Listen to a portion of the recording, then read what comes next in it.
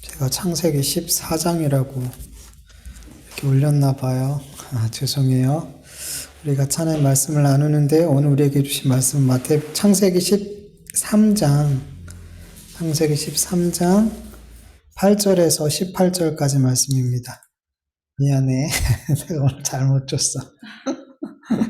이럴 때마다 항상 이 말씀을 준비하는 PPT를 준비하는 유연이가 당황하게 되는데 제가 잘못 줬어요. 성경을 찾아서 보세요.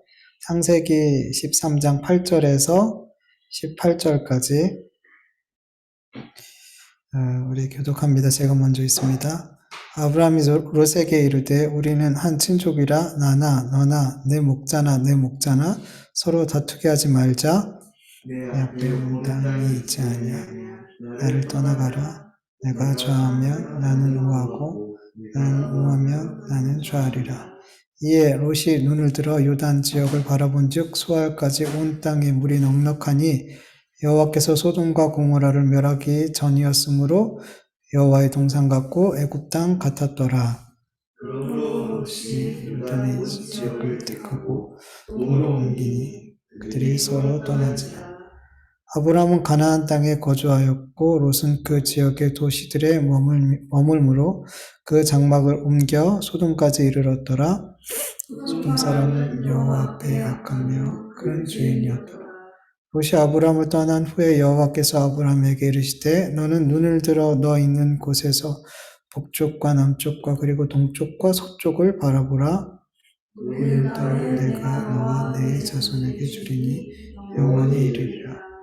내가 내 자손이 땅의 티끌같이 하리니 사람이 땅의 티끌을 능히 셀 수 있을진데 내 자손도 세리라. 너는 일어나 그 땅을 족과 힘으로 두루다녀 보라. 내가 그것을 내게 주리라. 같이 읽습니다. 이에 아브라함이 장막을 옮겨 헤브론에 있는 마므레 쌍수리 숲에 이르러 거주하며 거기서 여호와를 위하여 제단을 쌓았더라. 아멘. 여러분 다른 사람들과의 관계에 있어서 문제가 생길 때 여러분 많은 사람과 관계를 맺으면 더 많은 문제가 더 많은 관계 어려움이 있고 적은 사람들과 관계를 맺으면 별로 문제될 것이 없을까요? 아니더라는 거죠. 제가 부교육자로 있으면서 수백 명의 사람들과 관계했을 때와 지금 이렇게 거의 7년을 우리 중학교 성도님들과 우리 가족과만 부딪히면서 이렇게 살고 있을 때 관계가 확 좁아졌죠. 그런 상황에 있을 때 관계의 문제가 지금 현재 더 적을까? 아니더라는 거죠. 그게 아니더라는 거예요. 여러분 그리스도인들에게 있어서는 관계의 문제는 곧 누구와의 문제일까요? 자꾸 다른 사람과 나로 인해서 문제가 자꾸만 생겨요. 그러면 대부분 그 경우는 하나님과 나와의 관계에 문제가 있더라는 거예요. 많은 사람과 관계를 맺든 적은 사람과 관계를 맺든 결국에 돌아보니까 그리스도인에게 있어서는 하나님과의 관계의 문제가 곧 사람들과의 관계의 문제로 반드시 그렇게 나타나더라고요. 하나님이 그렇게 만드시더라는 거예요. 그게 사인인 거예요. 지금 너 나와 관계가 안 좋아. 지금 뭔가 회복돼야 돼. 그거를 자꾸 다른 사람과의 관계의 문제로 그리고 다른 여러 가지 문제로 우리에게 사인해 주시고 말씀해 주시는 거예요. 단순히 나와 그 사람과의 문제이기 때문에 그 사람과만 이 문제를 잘 해결하면 되지라고 생각하면 안 되는 거예요. 그렇게만 보면은 안 되는 거예요. 그 사람과 나와 다른 누군가 자꾸만 문제가 있을 때, 그리고 나로 말미암아 자꾸만 문제가 생길 때, 우리는, 내가 지금 하나님과 관계가 문제가 있구나, 라고 얼른 돌아볼 수 있기를 축원합니다. 그리고 하나님과 나 사이에 문제가 있다면, 그 문제의 원인은 누굴까요? 나죠. 사람과 사람 사이에는 그 쌍방이 모두 잘못할 수 있잖아요. 그런데 하나님과 나 사이에 문제가 있다면 그것은 100% 나와 우리의 잘못이라는 거예요. 너무 당연하죠. 전지전능하신 하나님, 언제나 선하신 하나님, 공의로우신 하나님께서 어떻게 잘못하거나 실수할 수 있냔 말이죠. 안 되죠. 그럴 수가 없는 분이에요. 그렇게 할 수가 없는 분인 거예요. 어떤 분들은 하나님께서 선악과를 만드신 거 그거 잘못된 거 아닌가요? 그거 실수 아니에요, 하나님?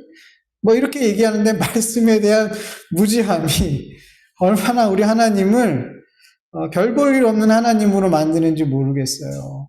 네, 정말 말씀을 잘 배웠으면 좋겠어요.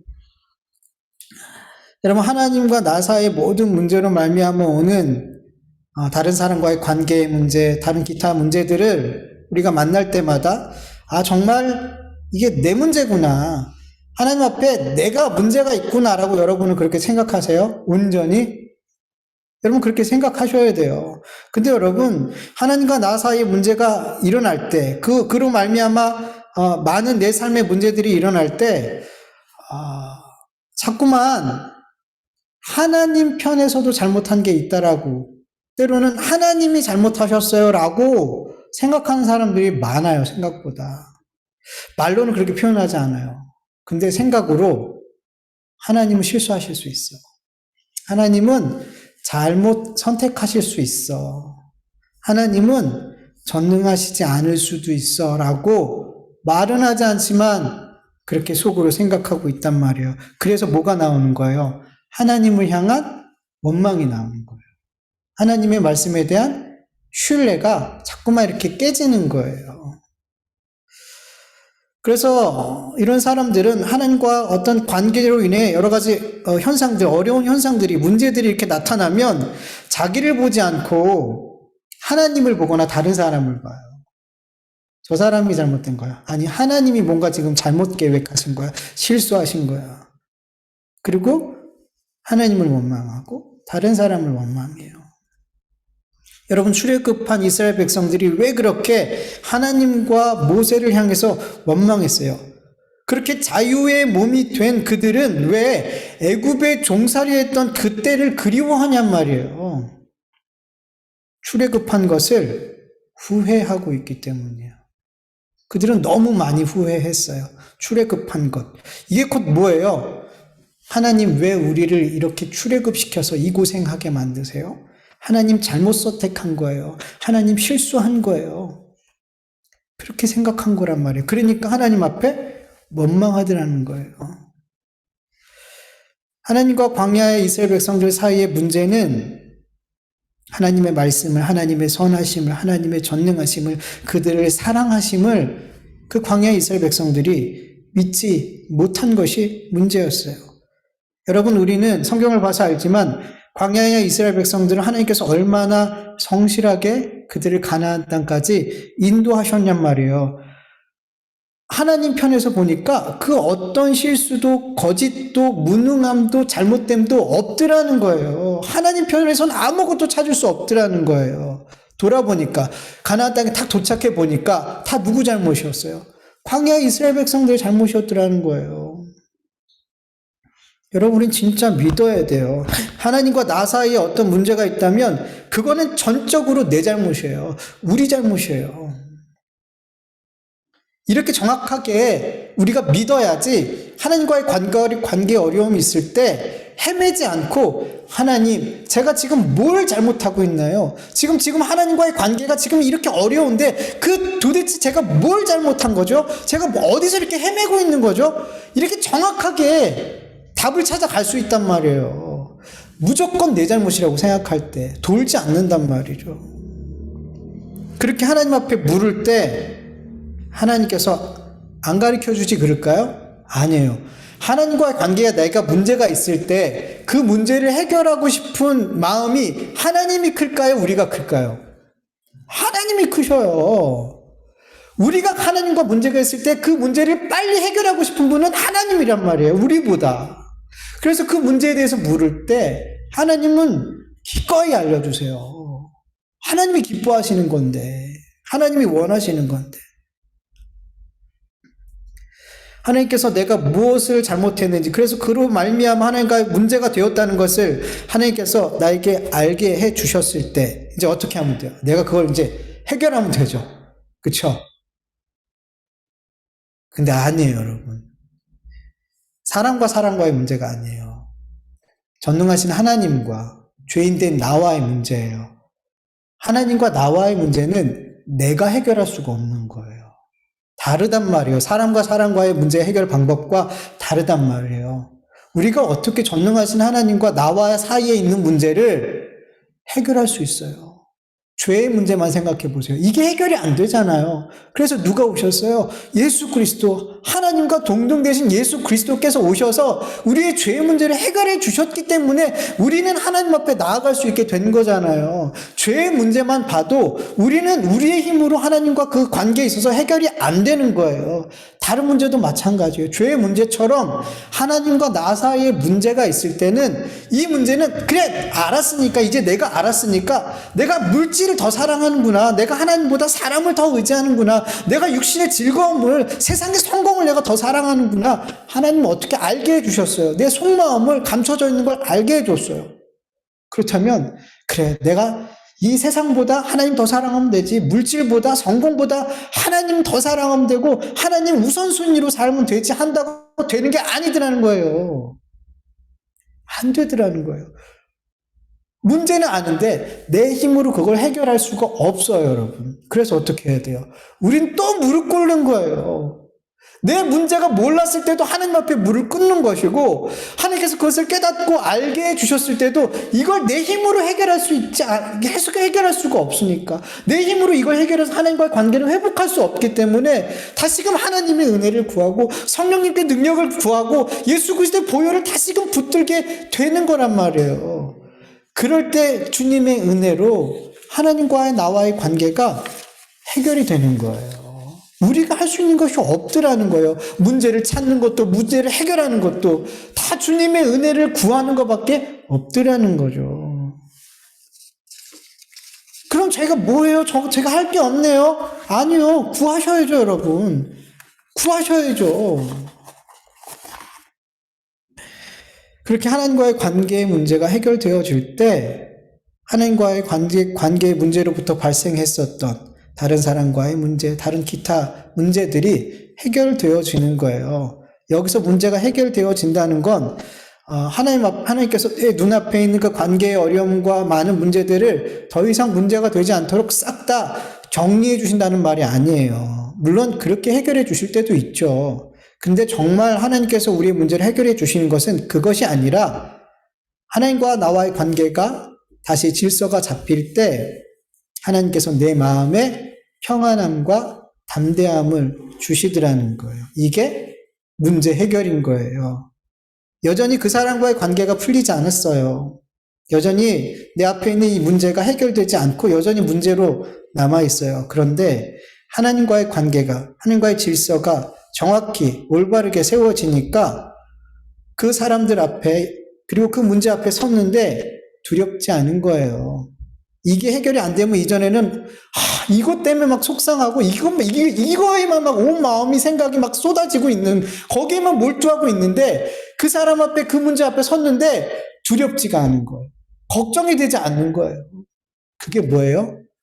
응답인 거예요. 그게 바로 하나님과 나와의 문제가 해결됐다라는 증거예요. 당장 눈앞에는 문제가 해결됐는데 내 마음이 여전히 불편하고 여전히 평안하지 못하면 구해야 돼요. 아직 해결된 거 아니란 말이에요. 하나님과의 문제가.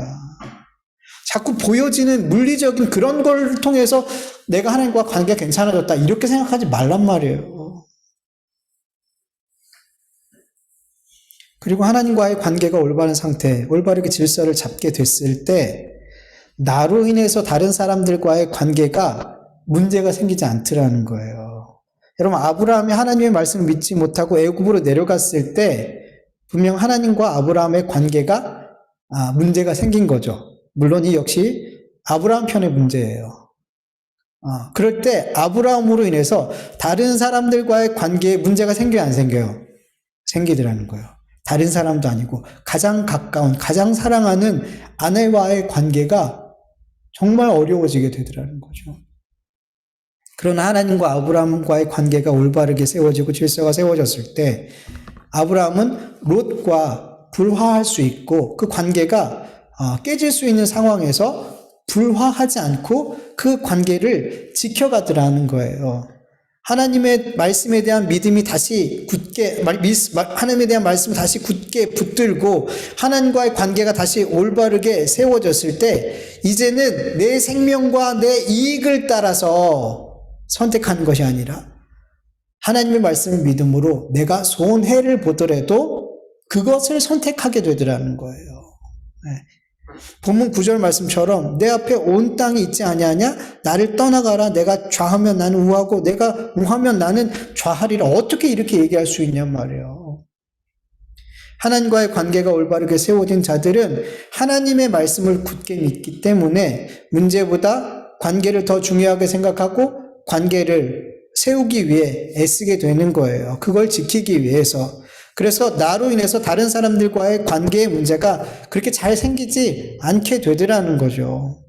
여러분, 하나님과 나 사이의 관계에 있어서 정말 해결돼야 할 문제가 무엇인지, 그 문제가 그렇게 끈질기게 나를 붙들고 내 발목을 붙들고 하나님과의 관계를 자꾸만 어긋나게 만들고 있는 그 방해되는 것이 정말 무엇인지 여러분 하나님 앞에 구하고 찾고 두드려질 수 있기를 간절히 축원합니다. 이거는 정말 해야죠. 이거는 해야 되지 않냔 말이에요, 우리가. 이것조차도 안 하면 어떡하냔 말이에요. 문제로 생각하지 않는 거예요, 여러분. 하나님과 나와 지금 아무 문제 없다라고 생각하는 거란 말이에요, 그거는. 그리고 하나님께서 은혜 주셔서 하나님과 나의 관계의 그 방해물을 찾게 해주셨을 때, 깨닫게 해주셨을 때 그것을 하나님의 은혜를 또 구하는 가운데 반드시 해결할 수 있기를 축원합니다. 그래서 하나님과 나와의 관계가 올바르게 세워짐으로 말미암아 나로 말미암아 자꾸만 다른 사람들이 힘들어지고 관계가 어려워지는 것이 아니라 나로 말미암아 그곳에 나와 관계한 사람들 가운데 하나님의 나라가 임하고 하나님의 평화가 임하기를 간절히 축원합니다. 이건 정말 정말 중요한 일이에요, 여러분. 로마서 14장 17절에서 19절 새 번역으로 읽어볼게요. 하나님의 나라는 먹는 일과 마시는 일이 아니라 성령 안에서 누리는 의와 평화의 기쁨입니다. 그리스도를 이렇게 섬기는 사람은 하나님을 기쁘게 해드리고 사람에게도 인정을 받습니다. 그러므로 우리는 서로 화평을 도모하는 일과 서로 덕을 세우는 일에 힘을 씁시다. 히브리서 12장 14절 모든 사람과 더불어 화평함과 거룩함을 따르라. 이것이 없이는 아무도 주를 보지 못하리라.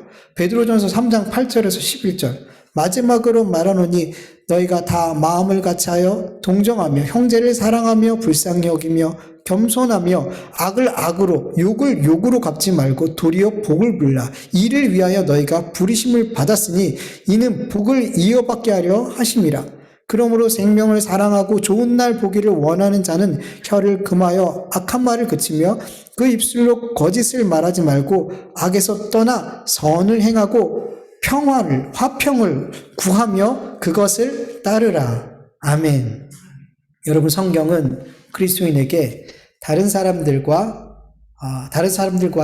화평을 도모하는 일에 힘쓰라 그래요. 힘쓰라 그런단 말이에요. 화평을 구하고 그 화평을 따르는 삶을 살라고 말씀하고 있단 말이에요. 여러분, 화평의 삶을 우리가 어떻게 다른 사람과 화평의 삶을 살 수 있어요? 방법은 하나예요. 하나님과의 관계에 질서가 잘 바로 잡히면 돼요. 하나님과 화평하면 되는 거란 말이에요. 그래서 여러분, 우리는 가장 힘써야 될 게 하나님과의 관계예요. 다른 사람들과 좀 삐그덕거려도 괜찮아요, 여러분.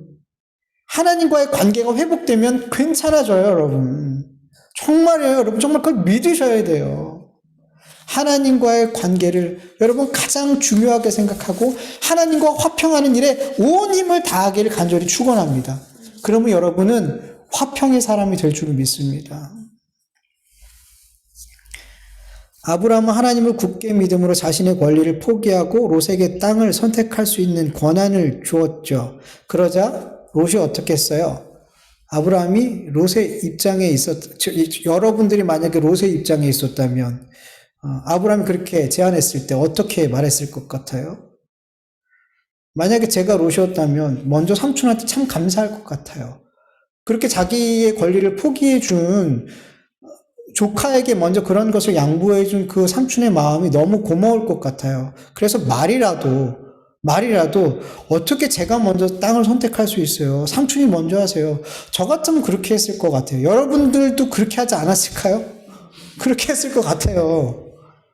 롯처럼 이렇게 행동한 사람 별로 없을 것 같아요. 근데 오늘 본문 10절, 11절을 보면, 창세기 10장, 13장, 10절, 11절을 보면 롯이 어떻게 행동하죠? 이에 롯이 눈을 들어 요단 지역을 바라본 즉 소알까지 온 땅에 물이 넉넉하니 여호와께서 소돔과 고모라를 멸하시기 전이었으므로 여호와의 동산 같고 애굽 땅과 같았더라. 그러므로 롯이 요단 온 지역을 택하고 동으로 옮기니 그들이 서로 떠난지라.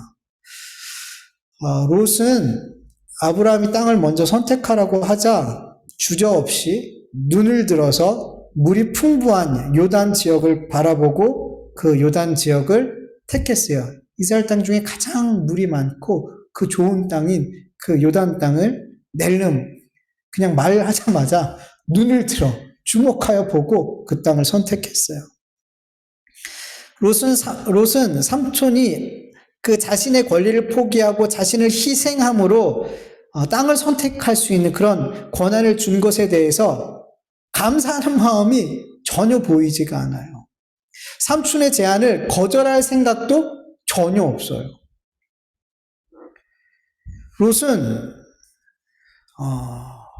삼촌이 나에게 좋은 기회를 주었구나라고밖에 생각을 하지 않았단 말이에요. 아브라함은 눈앞에 있는 문제보다 롯과의 관계를 더 중요하게 생각해서 이런 권리를 포기하고 손해를 감수하고 자기를 희생했어요. 그런데 롯은 삼촌의 관계보다 자기 이익을 더 중요하게 생각했어요. 삼촌의 마음은 전혀 헤아려지지가 않았어요. 오히려 삼촌의 이런 결정이 자기에겐 좋은 기회다라고만 생각했죠. 여러분, 아브라함과 롯은 어떻게 이렇게 서로에 대해서 다른 태도를 보일 수 있을까요?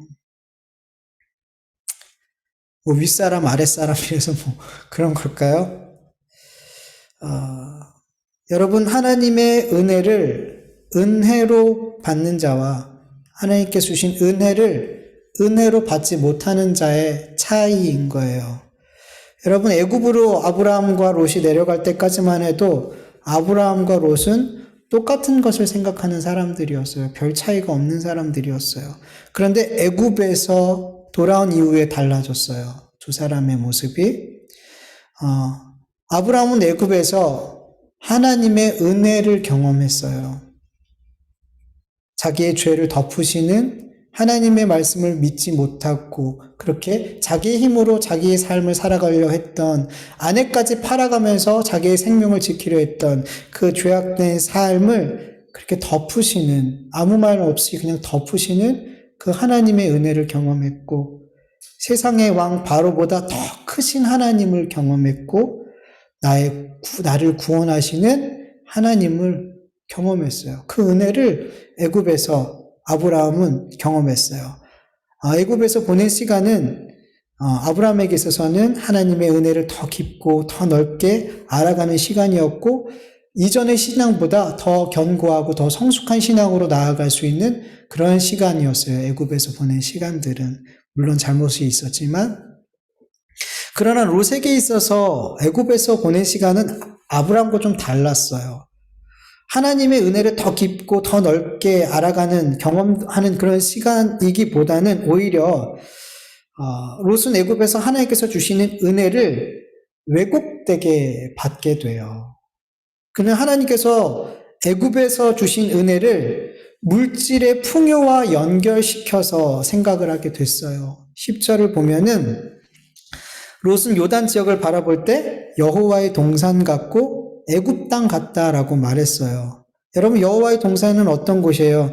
하나님이 함께 하심으로 말미암아 부족한 것이 없는, 가장 좋은 것으로 채워진 그런 풍요로운 땅이었죠. 부족한 것이 없는 땅. 롯은 애굽의 그 풍요로움을 보면서 여호와의 동산이 생각이 났어요. 이 애굽은 마치 여호와의 동산과 같구나. 하나님이 복 주시고 하나님이 함께 하심으로 부족한 것이 없는 땅이구나라고 애굽에서 그렇게, 애굽 땅을 보며 그런 생각이 들었어요. 그리고 그 애굽에서 많은 재물을 얻을 때 이것이 하나님의 은혜요 복이라고 여겼던 거예요. 애굽에서 하나님께서 주신 은혜를 아브라함과 다른 모습으로 받게 되는 거죠. 네. 물질의 풍요를 하나님의 은혜요 복으로 안 롯은 마치 애굽과 같고 여호와의 동산과 같은 그 요단 땅을 선택하는 것이 곧 하나님의 은혜를 받는 것이고 하나님께 복을 받는 거라고 여긴 거였어요.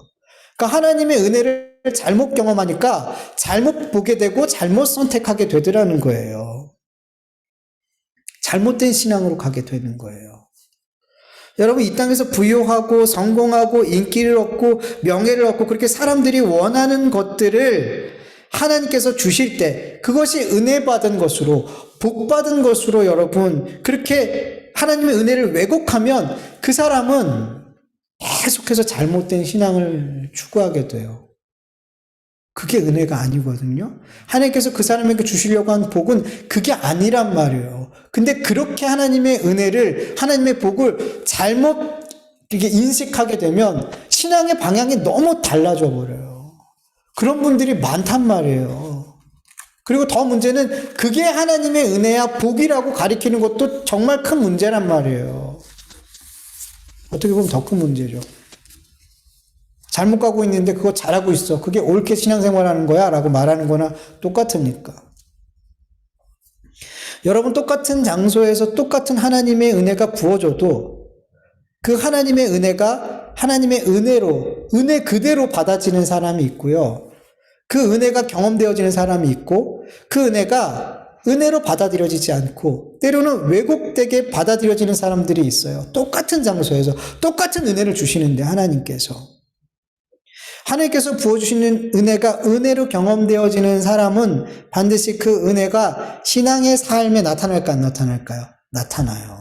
반드시 나타나고 사람들과의 관계에서도 반드시 나타나게 되어 있어요. 은혜 받은 자들은, 은혜를 은혜로 받은 자들은.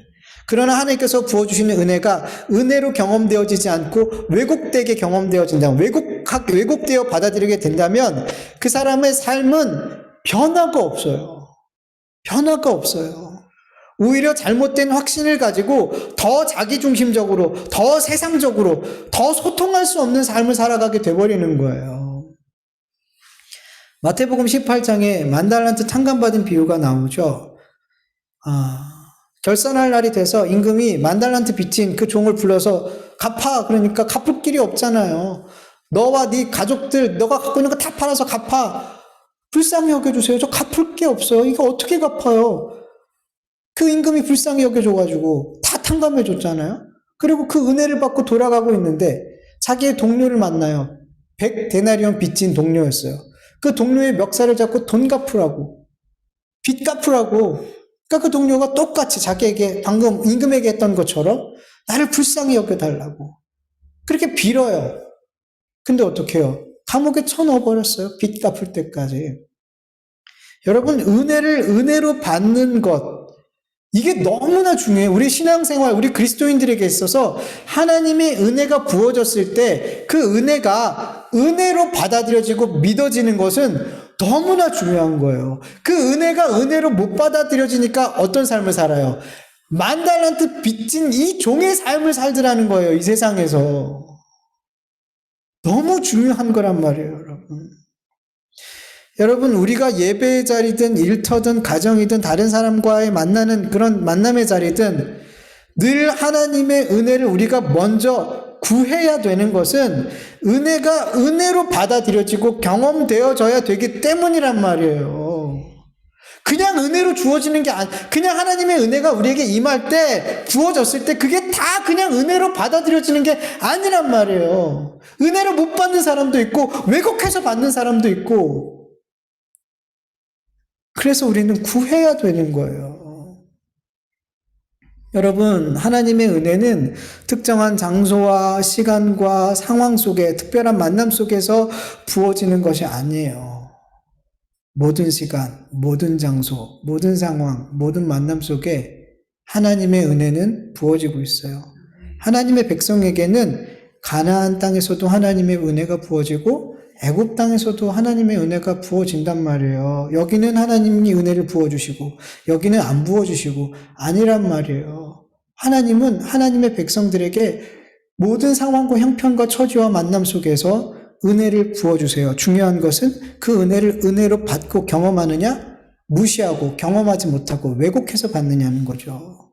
그래서 우리 그리스도인들은 늘 하나님께서 부어주시는 은혜가 은혜로 받아질 수 있도록, 믿어지고 경험되어질 수 있도록 여러분 예배 시간뿐만 아니에요. 가정에서도, 일터에서도 모든 사람들과의 만남 속에서 먼저 하나님께 은혜를 구할 수 있기를 간절히 축원합니다. 그럴 때 우리의 삶에 은혜 받은 자의 합당한 삶이 나오게 되는 거예요. 진짜 은혜를 받아야 돼요, 여러분. 여러분 교회에서 진짜 복음이 뭔지 모르고 은혜가 뭔지 모르는 상태에서 이거 하십시오, 저거 하십시오, 이거 하십시오 계속 이렇게 해보세요, 여러분. 자기 의만 쌓이는 거예요. 자기 의만 쌓이는 거예요. 여러분 계속 말씀 보면 분명히 이게 알아져요. 왜 은혜를 모르고 일만 죽기 살기로 하면 그게 다 꽝인지. 여러분 아브라함이 그렇게 자기 권리를 포기하고 손해를 감수하고 자기를 희생하는 마음으로 롯에게 땅을 선택할 수 있는 권한을 주었을 때 롯은 아브라함의 그 희생의 마음, 사랑의 마음을 전혀 헤아리지도 않았고 감사하지도 않았고 그냥 자기에게 좋은 기회가 왔다라고밖에 생각하지 않았잖아요. 여러분 만약에 내가 다른 누군가에게 내 권리를 포기하고 내 손해를 감수하면서 나를 희생시켜서 그 사람에게 유익을 줬어요. 그런데 그 사람이 내가 그 사람에게 행한 그 희생과 헌신과 손해봄 이 모든 것들을 전혀 알아주지 않아요. 감사해하지도 않아요. 마치 자기가 이걸 다 이룬 것처럼 그렇게 생각을 하고 있어요. 그럴 때 여러분 마음이 어떨 것 같아요? 화가 나고 괘씸하고 내가 왜 저 사람에게 이렇게까지 손해보면서 이렇게 해줬지? 그 시간과 물질과 내 헌신이 너무 아깝고 화가 나지 않겠어요? 여러분 만약에 그리스도인들이 다른 사람을 위해 내 권리를 포기하고 희생하고 헌신했을 때 이 모든 것이 내가 주체가 되면요. 우리는 내 권리를 포기하고 희생하고 헌신한 일들에 대해서 반드시 후회하게 돼요. 그 사람에게 미운 마음이 들어요. 괘씸하다는 생각이 들어요. 여러분, 우리 그리스도인들이 누군가를 위해서 권리를 포기하고 희생하고 헌신하게 될 때 여러분 제발 기억하셔야 돼요. 정말 너무 우리 인생이 중요한 거예요. 그 헌신과 희생과 포기의 주체가 내가 되면 안 돼요. 하나님의 은혜가 주체가 되어야 되는 거예요. 하나님께 받은 은혜로 말미암아 누군가를 위해서 권리를 포기하고 희생하고 헌신하게 될 때 그 상대방이 알아주지 않아도 감사하지 않아도 여러분 괜찮은 거예요. 은혜가 주체가 됐을 때는. 자꾸만 근데 그리스도인들이 교회가 하나님께서 베푸주신 그 은혜가 주체가 되지 않고 내가 주체가 돼서 권리를 포기하고 희생하고 헌신하고 교회를 위해서 이것을 하고 저것을 하고 목사님을 위해서 이렇게 해주고 저렇게 해드리고 은혜가 주체가 되지 않고 내가 주체가 되니까 나중에 알아주지 않으면 고마워하지 않으면 이런 괘씸한 놈 내가 교회에 이렇게 헌신하고 이렇게 많은 헌금을 하고 이렇게 수고했는데 내가 이렇게 아플 때 한 명도 찾아오지 않아? 시험 들고 교회를 떠나고 저는 봤어요. 그런 경우들을 많이. 이 모든 것이 다 하나님의 은혜가 주체가 되지 않고 그냥 내가 해버리니까 교회 안에서도 이런 일들이 일어나는 거예요. 시험에 들고 교회를 떠나고 목사님을 공격하고 성도들을 공격하고 내가 이렇게 했는데 왜 안 알아주냔 말이에요. 왜 고마워하지 않냔 말이에요. 왜 내 의견을 왜 반영해 주지 않냔 말이에요. 이러면서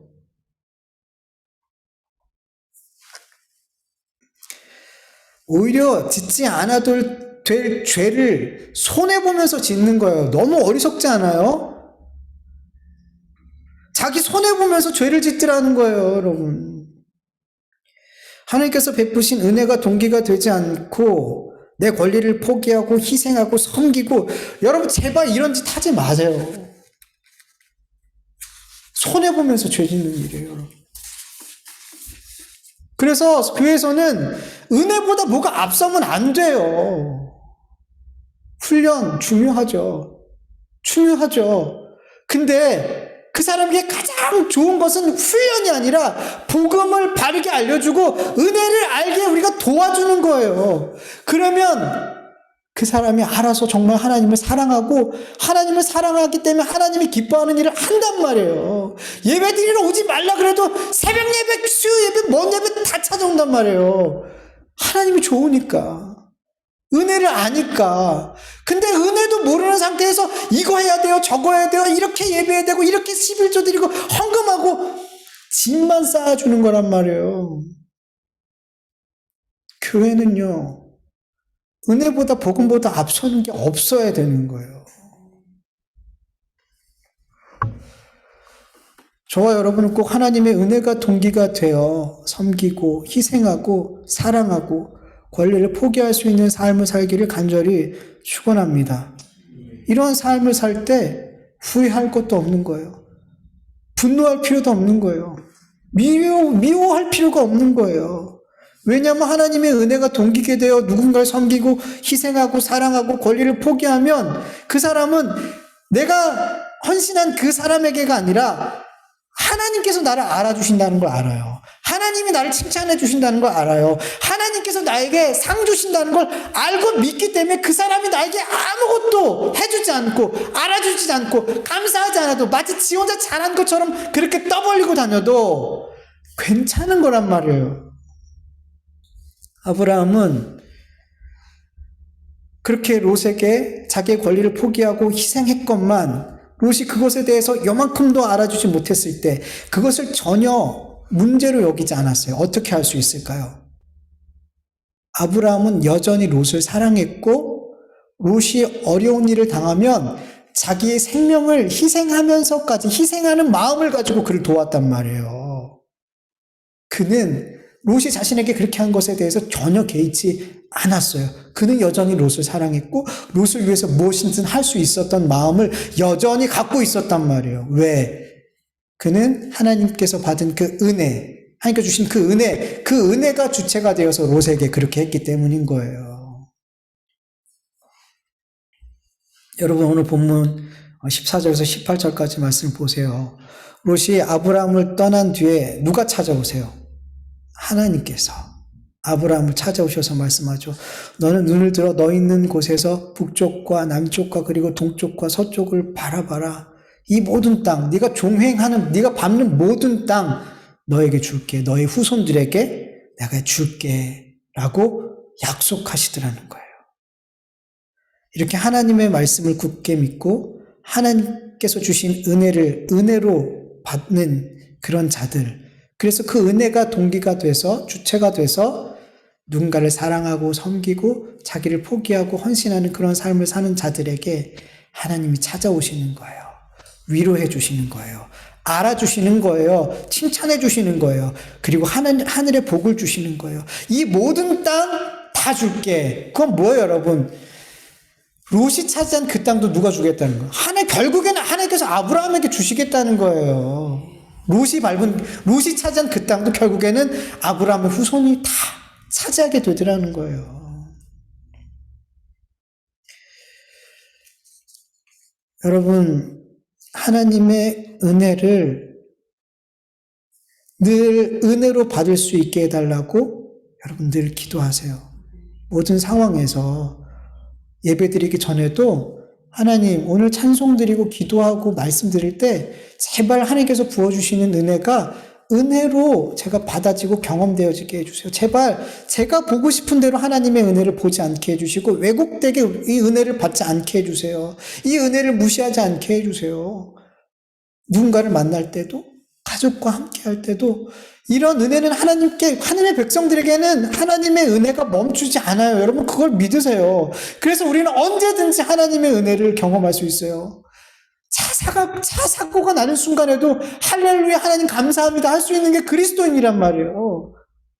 당신 암에 걸렸어 라고 말해도 하나님 감사합니다 라고 말할 수 있는 게 하나님의 자녀들이란 말이에요. 왜? 그 순간도 하나님의 은혜가 우리에겐 부어지고 있기 때문에. 그 은혜를 여러분 은혜로 받고 경험할 때 여러분은 정말로 은혜 받은 자의 그 합당한 삶을 살아갈 수 있어요. 여러분, 은혜가 우리를 그렇게 끌어가는 거예요. 그럴 때 여러분, 우리가 누군가를 위해서 헌신하고 희생하고 사랑하고, 그래서 근데 그들이 아무것도 알아주지 않아도 여러분, 우리는 여전히 그 사람들을 사랑해 줄 수 있고 여전히 내 것을 또 그 사람들에게 내어줄 수 있는 거예요. 만약에 이번엔 했는데 다음에는 못해. 그건 뭐예요? 이전에는 내 힘으로 한 거예요. 여러분, 내 힘으로 하지 마시고 은혜로 하세요. 그러면 여러분, 그 사람들을 또 사랑해 줄 수 있어요. 또 내 것을 줄 수 있어요. 그게 바로 그리스도의 사랑이고 우리가 받은 사랑이에요. 그것을 알고 그러한 삶이 우리에게 나타나기를 간절히 축원합니다. 우리 같이 말씀을 기억하면서 기도하죠.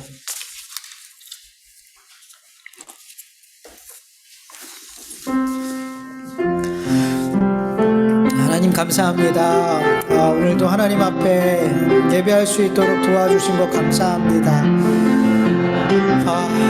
늘 예배드리지만 예배하는 순간 이 예배의 자리가 얼마나 귀한지를 하나님의 은혜가 아니면 우리가 이렇게 하나님 앞에 예배할 수 없음을 우리는 기억하고 또 기억하게 됩니다. 하나님, 우리가 예배의 자리를 정말 늘 더욱 소중히 여기고 사모하는 마음으로 예배의 자리에 나올 수 있도록 도와주시옵시고, 이 예배 시간에 부어주시는 하나님의 은혜가 결코 우리에게 헛되이 되지 않도록, 헛되이 받지 않도록 하나님 도와주시옵소서. 하나님의 은혜가 우리에게 강같이 흘러오고 있는데 아버지, 이 은혜가 우리의 마음에 다 받아질 수 있도록 도와주시옵소서. 그래서 하나님의 은혜가 내 마음에 강같이 넘치고 넘쳐서 은혜의 삶을, 은혜 받은 합당한 자의 삶을 살아갈 수 있도록 도와주시옵소서. 하나님, 어떤 이들은 하나님의 은혜를 왜곡하여 받아서 잘못된 신앙의 방향으로 가는 경우들이 많습니다. 아버지, 그래서 기도하게 하여 주시옵소서. 하나님, 나에게 주시는 이 은혜가 아버지 은혜로 받아질 수 있도록, 아브라함이 애굽에서 받은 그 은혜로 받아질 수 있도록, 아브라함은 그 애굽에서 받은 은혜가 물질의 풍요로 왜곡되어 받지 않았습니다. 그러나 롯은 그 하나님의 은혜를 물질의 풍요로 잘못 오해하여 받음으로 잘못된 선택과 잘못된 길을 가는 것을 보게 됩니다. 하나님, 도와주시옵소서. 아브라함처럼 하나님의 은혜로 받을 수 있는 은혜를 우리에게 허락하여 주시옵소서. 하나님, 이 문제가 너무나 중요한 것을 우리가 알게 하여 주시옵소서. 하나님의 은혜를 은혜로 받을 수 있는 것, 하나님의 은혜를 은혜로 깨달을 수 있는 것, 아버지 은혜로 믿을 수 있는 것, 이것이 우리의 삶에 너무나 중요하오니 하나님, 우리가 구하고 모든 순간들, 가정과 교회와 일터와 모든 만남 속에서 그렇게 하나님의 은혜를 구하는 우리의 삶이 되게 하여 주시옵시고, 그 은혜를 아버지 하나님, 많은 사람들에게 흘려보낼 수 있는, 많은 관계 속에서 흘려보낼 수 있는 우리의 삶이 되어질 수 있도록 하나님 도와주시옵시기를 간절히 원하오니 하나님 도와주시옵소서. 하나님 도와주시옵소서. 하나님 도와주시옵소서. 감사합니다.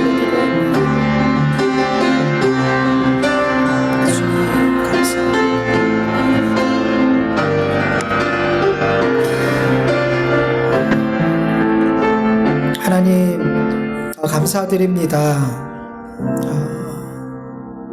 예배할 수 있는 것이 얼마나 큰 복인지, 은혜인지 우리에게 알게 하여 주시옵소서.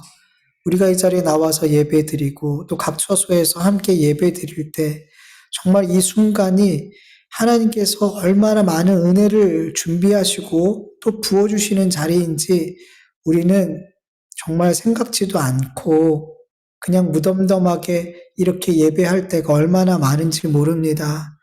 하나님, 우리가 너무 많은 은혜를 받고 살고 있는데 그 하나님의 은혜를 너무 가벼이 여기고 무시하고 은혜가 부어지는 것조차도 느끼지 못하면서 살아갈 때가 너무나 많습니다. 하나님, 우리가 물론 이 땅에서 죄에 민감한 삶을 살아야 되지만 동시에 하나님의 은혜에 민감한 삶을 살게 하여 주시옵소서.